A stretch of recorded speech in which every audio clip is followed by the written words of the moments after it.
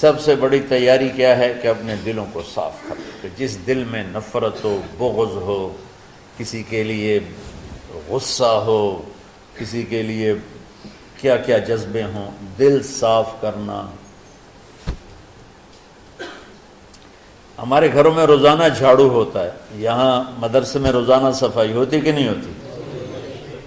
کیونکہ دنیا کی اصل گندگی ہے تو جھاڑو ہاتھ سے نہیں چھوٹ سکتا۔ حرم شریف میں دیکھا کیسے چاروں طرف خدام پھر رہے ہوتے ہیں برش لے کر۔ کہ تمہارے مولوی شاہد صاحب بھی ایک دفعہ وہاں خدام حجاج میں گئے تھے، میں نے ان کے ہاتھ میں برش دیکھا، وہی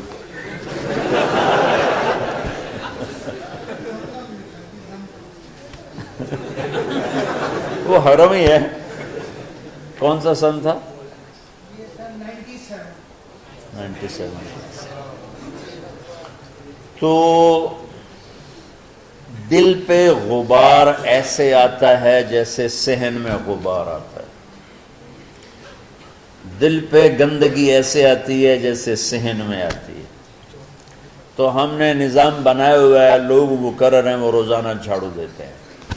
تمہارا دل ایک آنگن ہے، ایک صحن ہے، اس میں بغض، نفرت، حسد، پتہ نہیں کیا کیا گندگیاں آئیں گی اور آتی رہیں گی۔ بچوں ایک کام کرو، جھاڑو پکڑ لو، صاف کرو۔ یا اللہ معاملہ تجھ سے کرنا ہے، لوگوں سے نہیں۔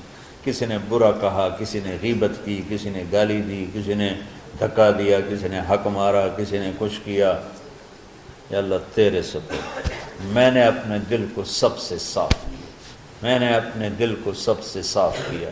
یہ اتنی بڑی عبادت ہے کہ بڑے بڑے نفلوں والے، تہجد والے، حج عمرے روزے والے تمہیں نہیں پکڑ سکیں گے، کیونکہ اس کا کرنے والا دنیا میں کوئی نہیں۔ نفل پڑھنے والے تو بے شمار ہیں، عمرے کرنے والے بے شمار ہیں، علماء بے شمار ہیں، حاجی بے شمار ہیں، سخاوت کرنے والے بے شمار ہیں، لیکن اس ٹکڑے کو صاف کرنے والا لاکھوں میں ایک بھی نہیں۔ مشکل کام، آپ یہ سیکھ لیں، صاف کرو، صاف کرو، صاف کرو۔ یہ رمضان کی سب سے بڑی تیاری اور علم کو حاصل کرنے کی سب سے بڑی چابی ہے کہ اپنے دل کو کھلا کر لو۔ کوئی چیز خالی ہوگی تو کچھ آئے گا۔ جس دل میں بغض بھرا ہو، نفرت بھری ہو، حسد بھرا ہو، کینہ بھرا ہو، اس میں خاک آئے گا، اس میں تو علم کی ایک کرن بھی نہیں آئے گی۔ اس زبان سے چاہے جتنے مرضی موتی بکھیرے، دل اس کا اندھا ہوگا۔ لا تعمل الابصار ولكن تعمل القلوب التي في الصدور۔ یہ آنکھوں سے اندھے نہیں، دل سے اندھے ہیں۔ تو بچوں اپنے دل کو صاف کرنا سیکھو۔ وہ کتنی مشہور حدیث ہے، آپ نے کہا اس دروازے سے ایک جنتی آ رہا، تو ایک انصاری صحابی داخل ہوئے، جوتا ہاتھ میں، داڑھی میں وضو کا پانی۔ اگلے دن اس دروازے سے ایک جنتی آ رہا ہے، تو ایک صحابی آئے، ہاتھ میں جوتا، داڑھی میں وضو کا پانی، وہی صحابی۔ اگلے دن اس دروازے سے ایک جنتی آ رہا ہے، تو وہی صحابی 3 دن جنت کی بشارت لیے۔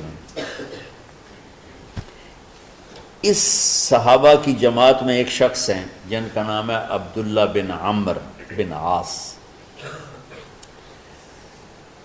ان سے بڑا عبادت گزار صحابہ میں کوئی نہیں تھا، نہ سابقین میں، نہ متاخرین میں، نہ پہلوں میں، نہ بعد والوں میں۔ ان کی عبادت کیا تھی؟ ساری رات جاگنا، سارے دن کا روزہ، اور ایک ختم قرآن صبح سے شام۔ اتنی اللہ نے طاقت دی تھی۔ پھر وہ غلوب والی بات آ گئی،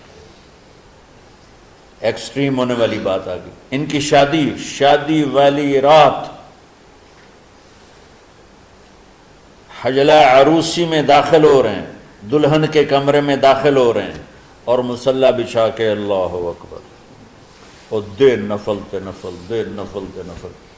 تو ان کی بیگم نے دیکھا تو وہ بھی خیر کا زمانہ تھا، انہوں نے بھی وضو کیا اور پیچھے مصلی بچھا کے وہ بھی فجر تک نفل پڑھتے رہے۔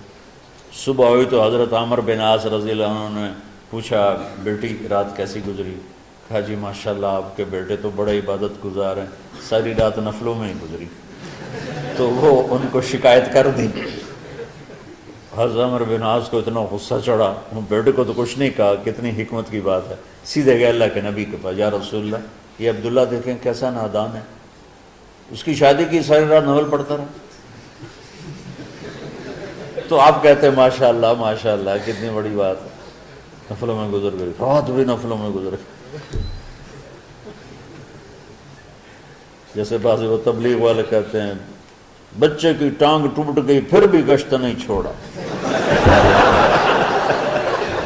کیسے احمقانہ باتیں کرتے ہیں۔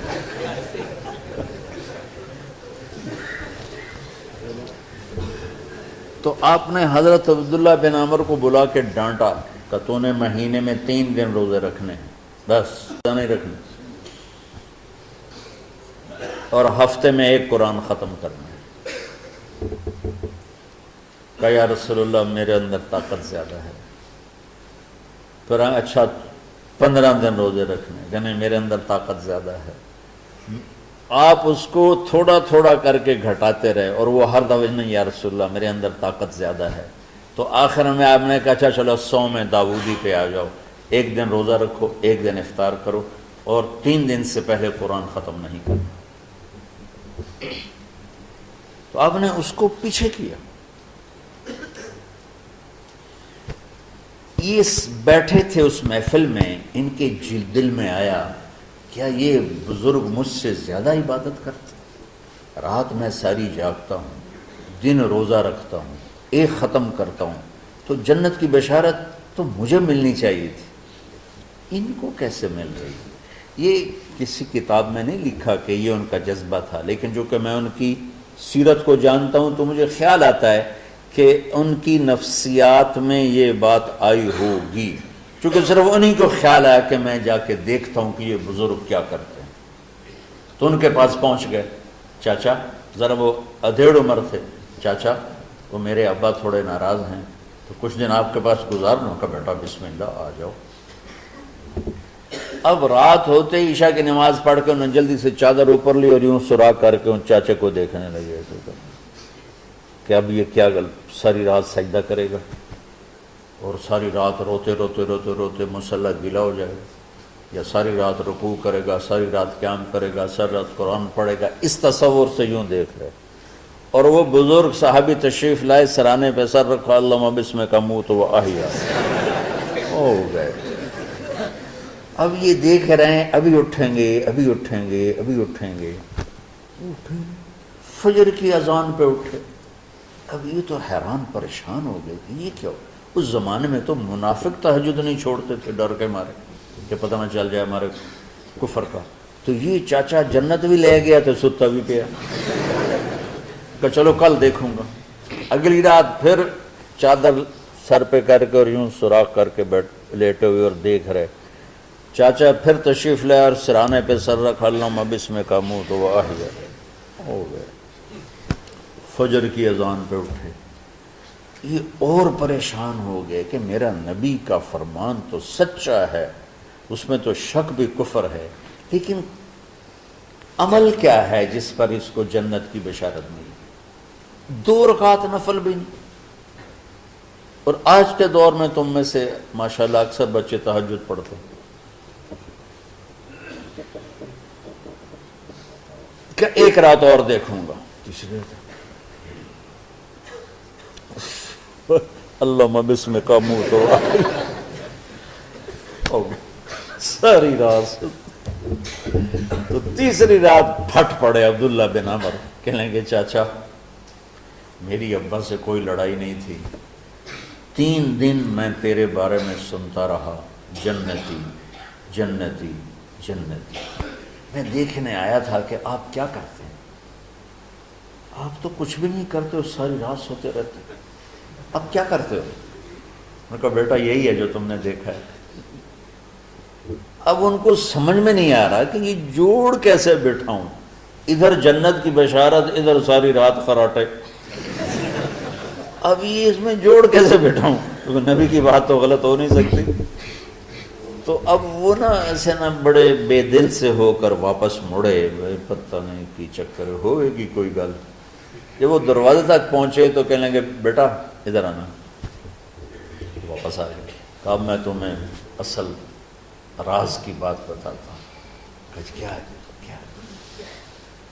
تو یہاں ہاتھ رکھا، کہا یہ جو دل ہے نا اس میں کسی انسان کی نفرت نہیں۔